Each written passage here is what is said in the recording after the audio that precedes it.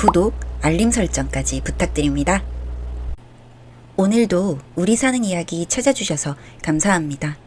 사연자분이 보내주신 이야기 시작해볼게요. 어릴 때부터 심장이 약했던 저는 3년 전 심장 이식을 받았어요. 저의 심장은 엄마로부터 물려받은 유전병이었죠. 결국 저희 엄마는 제가 대학교 때 치료 한번 제대로 받지 못하고 돌아가셨어요. 아빠만 곁에 계셨어도 상황은 달라질 수도 있었을 텐데 말이죠. 중학교 때였어요. 저희 아빠는 무역회사를 다니셨는데 미국으로 일주일간 출장을 가신다고 하셨어요. 아빠가 출장을 다녀오실 땐 늘 선물 하나씩을 사다 주셨기 때문에 여느 때처럼 일주일 후를 기다리며 웃으면서 아빠에게 잘 다녀오라고 인사했죠. 그런데 일주일은커녕 2주일, 3주일이 지나도 아빠는 돌아오지 않으셨어요. 결국 실종신고를 하고 죽었는지 살았는지도 모른 채 엄마와 저는 둘이서 살아가야 했답니다. 엄마는 혼자서 절 키우시느라고 안 해본 일이 없으셨어요. 건물 청소부터 고깃집 불판 닦는 일까지 밤낮 쉬지 않고 일하셨죠. 그래도 저랑 엄마는 아빠가 언젠간 웃으면서 저희를 찾아올 거라는 희망을 갖고 하루하루 버티며 살았어요. 그렇게 힘들게 살아야 했던 엄마는 오랜 지병인 심장병을 잘 치료하지 못한 채 제 대학 등록비를 마련한다고 더욱 가혹하게 자신을 몰아붙이시며 일하셨어요. 우여곡절 끝에 저는 대학에 입학을 했고 원하는 공부를 하게 되었습니다. 어릴 때 보았던 아빠의 영어하는 모습에 나도 꼭 영어를 잘하는 사람이 될 거라고 다짐했던 대로 영문학과에 입학하게 되었어요. 집안 형편이 어려우니 당연히 알바부터 구했어요. 다행히 취직한 선배가 하던 과외 알바를 소개받게 되었죠. 강남에 빌딩 3채를 가진 여자 딸인데 성적만 올려주면 정만 돈은 달라는 대로 줄 거라고요.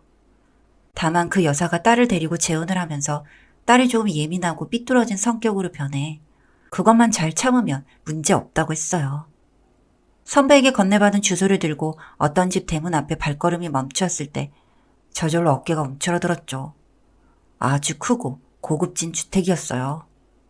초인종을 누르고 안으로 들어갔을 때 저는 입을 다물지 못했습니다. 아니, 이게 어찌된 일인지. 거기 바로 저희 아빠가 있는 게 아닙니까? 세월이 흘렀어도 아빠의 얼굴은 똑똑히 알아볼 수 있었어요. 제 눈에 비친 아빠의 모습은 번듯한 정장 차림에 값비싼 가죽 소파에 앉아 차를 마시고 계셨어요. 저는 누구에게 한 대 얻어맞은 것처럼 멍한 표정으로 아빠를 향해 걸어갔어요. 그런데 아빠는 저를 아예 모른 척 하시더라고요. 아빠? 라고 나직이 부른 소리에도 아빠는 아는 척은커녕 아예 절 외면하셨어요.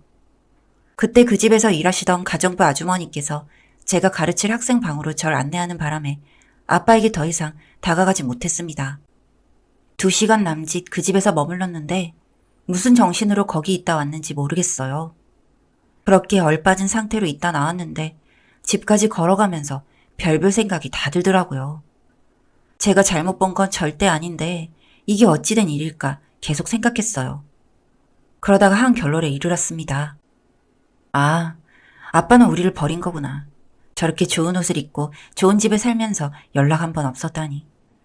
그리고 저 부자 아줌마랑 결혼한 거구나. 이런 생각이 드니 가슴 속에서부터 우라가 치밀어 오르고 아빠에 대한 원망이 커졌어요. 그리고 그 집 과외는 못하겠다고 하고 절대 다시 그 집에 가지 않으리라 다짐했습니다. 그 일이 있은 지 얼마 후 저희 아빠를 서울에서 봤다는 엄마 지인의 제보가 있었어요. 그분은 땡땡이 아빠 내가 강남에서 봤잖아. 분명히 땡땡이 아빠였어. 그런데 어떤 여자랑 같이 있던데? 엄마는 아닐 거라고 서울에 있으면 우리에게 연락을 안 했을 리 없다고 하시며 잘못 본 거라고 단언하셨어요. 그런데 저는 엄마에게 아빠를 봤다는 말을 하지 못했어요. 엄마 지인의 말을 듣고 나니 저에겐 더욱 굳은 확신이 생겼습니다. 아빠는 우릴 버렸어. 엄마는 지인분의 말을 듣고 더욱 아빠에 대한 그리움이 커지셨는지 앓고 계셨던 심장병이 더욱 악화되셨어요. 제가 대학교 3학년이 되었을 무렵 엄마는 이 세상에 혼자 두어 미안하다는 말을 남기신 채 그렇게 세상을 떠나셨습니다. 병원에서 마음의 준비를 하라고 했을 때 그날 밤 일이 아직도 선명해요. 저는 아빠를 그리워하는 엄마에게 마지막으로 아빠를 만나게 해드리고 싶어서 예전에 과외하러 갔던 그 집에 찾아갔어요. 긴장된 마음으로 초인종을 눌렀을 때 누구세요? 라고 묻는 한 아주머니의 음성이 들려왔습니다. 김땡땡 씨 계신가요? 저는 아빠의 이름 석자를 또박또박 말했어요. 아니요, 여기 그런 사람 없어요. 저는 그 말을 듣고 한참을 말없이 서 있다가 발길을 돌릴 수밖에 없었습니다. 그런 사람 없다는데 제가 어쩔 도리가 없었죠. 그런데 그때 대문 열리는 소리가 났어요. 저도 모르게 저는 전봇대대로 숨어버렸습니다. 저는 탄식할 수밖에 없었죠. 대문에서 저희 아빠가 나오시는 게 아니겠어요? 밤이었지만 분명 우리 아빠였어요. 아빠의 목덜미에는 흉터가 있었는데 그것까지도 같더라고요. 깔끔하게 차려입은 아빠는 웃으면서 고급차 운전석에 타시고는 어디론가 가셨어요. 저는 망설이다가 있는 힘껏 달려 그 차를 따라갔습니다. 한 번이라도 엄마를 만나달라고 말하려고요.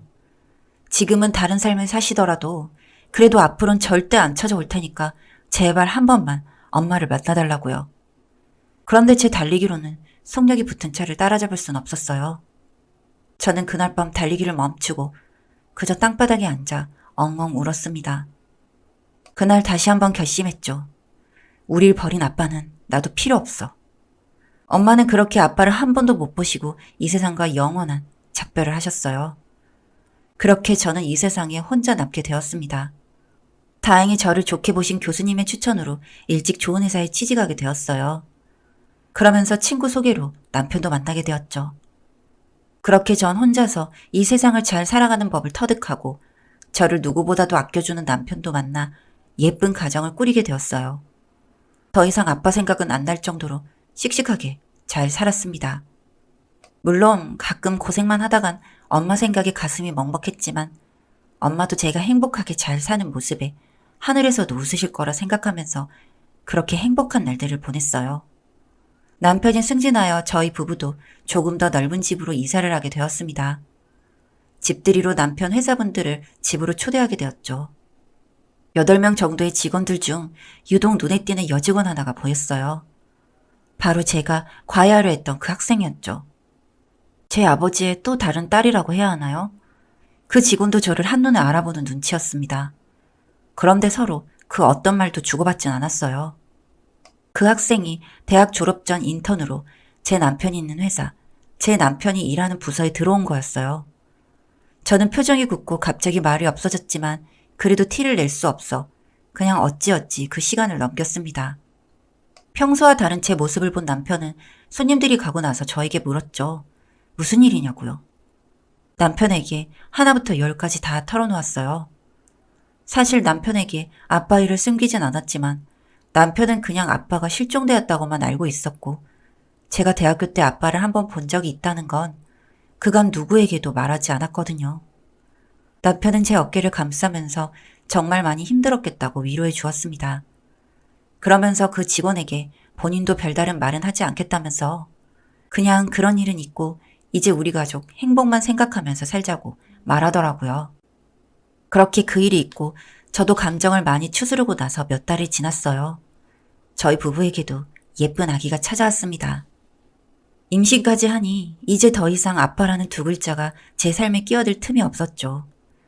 그저 저는 앞으로 태어날 아기와 저를 누구보다도 사랑해주는 남편과 어떻게 잘 살아갈지만 생각하기에도 벅찼으니까요. 그렇게 10달을 지낸 후 사랑스러운 아기가 태어났습니다. 그런데 저는 어릴 적부터 심장이 약했던 터라 출산을 하면 쇼크가 한 차례 오면서 위험한 고비를 넘기기도 했어요. 그 탓인지 원래 약했던 심장이 더 약해져서 이제 약을 매일 먹어야 할 지경에 이르렀어요. 병원에서는 수술을 받아야 한다고 했지만 갓난아기를 떼어놓고 큰 수술을 받을 수가 없어 참다 결국 얼마 지나지 않아 쓰러져서 병원에 실려갔어요. 엄마가 돌아가신 이후에 저한테 없을 것만 같던 행복이 남편을 만나 이제는 아기와 함께 더 큰 행복을 누리며 살려나 했는데 어릴 때부터 있던 심장병이 제 삶에 브레이크를 걸 줄 몰랐습니다. 의사 선생님은 심장 이식이 최선이라고 그렇지 않으면 약으로는 점점 더 힘들 거라고 하시더라고요. 역시 나 같은 건 운이 없지. 내 주제에 무슨 행복이야. 저는 우울하고 제 삶은 왜 이렇게 힘들기만 한지 너무 한스러웠어요. 입원과 퇴원을 몇 번씩 반복하며 지내다 남편 생일이라 이날만큼은 남편에게 미역국이라도 끓여주고 싶어 반드시 집에서 지내야겠다고 맘먹었습니다. 제가 끓여준 미역국을 먹으며 남편이 눈물을 보이더라고요. 고맙다는 말을 하면서 우는 남편 때문에 저도 울 수밖에 없었답니다. 아마 남편은 이게 마지막 미역국이 될 수도 있다는 생각을 한 것 같아요. 그날 밤 집에서 잠을 자고 있는데 전화벨 소리가 울렸어요. 전화를 받은 남편이 연신 고맙다며 눈물을 흘리는 게 아니겠어요? 그 전화는 병원에서 온 거였어요. 밤에 사고 난 사람이 있는데 그 사람은 식물인간 상태가 되었고 그 사람의 심장을 제가 받을 수 있다는 전화였어요. 정말 저는 하늘에 있는 우리 엄마가 도와줬다고 생각하며 하염없이 기쁨의 눈물을 흘렸습니다. 수술을 성공적으로 받고 눈을 떴을 때 정말 세상이 달리 보였어요. 창밖에는 겨울이라 눈이 내리고 있었고 병실에는 남편이 틀어준 잔잔한 캐롤이 나오고 있었죠. 저는 매해 보는 눈과 매해 듣는 캐롤이었지만 그날만큼은 정말로 너무나 귀하게 여겨졌죠. 저는 어떤 분으로부터 받은 귀한 심장으로 새 삶을 얻었고 앞으로는 남에게 더 베풀며 하루하루 소중하게 여기며 살리라 다짐했습니다. 이전 삶에 대한 후회나 슬픔은 모두 잊은 채 말이죠. 그렇게 심장을 이식받고 1년이 지났을 때쯤 어느 날 남편이 어두운 얼굴을 하며 퇴근을 했어요. 저에게 편지 한 통을 건네면서 읽어보라고 하더라고요. 저는 그 편지를 읽고 가슴을 부여잡고 한참을 울 수밖에 없었답니다. 사랑하는 나의 딸 땡땡아, 이렇게 네 이름을 불러보는 것이 얼마만인지 모르겠구나. 네가 중학생이었을 때 미국 출장 잘 다녀오라며 손을 들던 네 모습이 아직도 선명한데 이제 우리가 만나지 못할 상황이 되어버렸구나. 정말 미안하다. 나는 미국 출장 중에 사고를 당했고 현지 병원에서 한 달여간 생사를 넘나들며 중환자실에 있다 겨울 눈을 떴단다. 그런데 내 이름조차도 기억하지 못했고 홀로 병원에 있어야만 했단다. 그런데 운 좋게도 제미교포인 어떤 사장님을 병원에서 만나게 되었단다. 그분은 한국인이 드문 지역에서 그것도 병원에서 만나게 되니 나한테 관심을 가져주시더구나. 그분은 후원차 병원에 오셨다가 나를 만났고 나의 사정을 전해 들은 뒤 그 이후로도 쭉 도움을 주셨단다. 새로운 신분을 얻어 한국에 다시 돌아와 그분의 집에서 집사로 일할 수 있게도 해주셨고 그런데 어느 날 그분의 집 거실에서 잠시 쉬고 있는데 그분 딸의 과외 선생이란 여대생이 나를 보고 아빠라고 하더구나. 나는 그때도 여전히 기억이 돌아오지 않아 너를 못 알아봤지. 정말 미안했다 땡땡아. 기억은 하지 못했지만 나는 그날 이후로 계속 왠지 모르게 가슴이 먹먹했단다. 그렇게 난 내가 누군지 제대로 알지 못한 채 살아가다 점점 기억이 돌아오게 되었고 그때서야 너를 찾아갔단다. 그런데 이미 네 엄마는 죽고 너는 내 삶에 최선을 다해 살고 있더구나. 너무나 환한 미소를 지으며. 그런 널 보며 남편과 함께 잘 살고 있으니 괜히 내가 나타나는 게 민폐라는 생각이 들었단다. 사고 후유증으로 성치 못한 몸을 가졌으니 너에게 더 짐만 되리라 생각했단다. 나에게 남은 날이 얼마 없지만 내가 죽어 너희 엄마를 만난다면 너희 엄마와 하늘에서 너의 행복을 끝까지 빌어주리라 약속하마. 그동안 애비노릇 못한 것 다시 한번 미안하고 용서를 빈다. 우리 다시 만난 달까지 행복만 누리다 오너라. 널 사랑하는 아빠가. 아빠는 그렇게 나를 찾아왔었어요. 우리를 버린 게 아니라 그렇게 힘든 시간을 홀로 지내왔던 거였어요. 저는 제 멋대로 오해하고 아빠를 미워했다는 생각 때문에 너무 힘들었습니다. 그런데 그 뒤에 이어진 남편의 말이 더욱 제 마음을 아프게 했답니다. 남편에게 이 편지를 어떻게 누구에게 받았냐고 물으니 그때 그 여직원에게 받았다고 말하더군요. 그 여직원이 이 편지를 주며 예전에 자기네 집에서 일하던 집사 아저씨가 이 편지를 주며 부탁을 했다네요. 자기가 죽거든 혹시 예전에 과열하다 말았던 그 여대생 전화번호 아직도 가지고 있다면 꼭 한번 만나서 이 편지를 전해주면 안 되냐고요. 그 직원 말에 의하면 저희 아빠는 미국에서 당한 사고로 후유증이 심해서 그리 오랫동안 자기네 집에서 일하지 못했다고 했어요. 그래서 자기 새아버지가 시골 요양원에 들어갈 수 있게 알아봐줬다고 하더라고요. 그 직원은 저희 아빠에게 자기가 일하는 회사 과장님 와이프가 저라고 말하고 심장병으로 지금 힘든 상황이라고까지 전했다고 하네요. 그로부터 3일 후 집사 아저씨가 죽었다는 소식을 듣게 되었고 알아보니 지병으로 죽은 게 아니라 사고로 죽었다고요. 참 이상한 일이라고 하더랍니다. 그 집사 아저씨가 밤에 그 험한 길을 왜 굳이 아픈 몸을 끌고 운전하며 가셨을까 의문이라고요.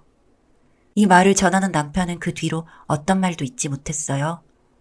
저 역시 아무 말도 할 수 없었습니다. 이제 심장 이식 수술을 받은 지 3년 차가 되었네요. 저는 아빠와 엄마를 한 곳에 모시고 이제는 남편과 아이와 손잡고 두 분을 보러 간답니다. 살아서 아빠를 그렇게 그리워하신 엄마가 죽어서나마 함께 할 수 있게 되어 다행이고 이제 저도 온전히 행복해질 수 있는 것 같아요. 아빠와 엄마를 보러 가는 오늘이 참 저에겐 행복한 날입니다. 사연은 여기까지였고요. 우리 사는 이야기 시청해주셔서 감사합니다.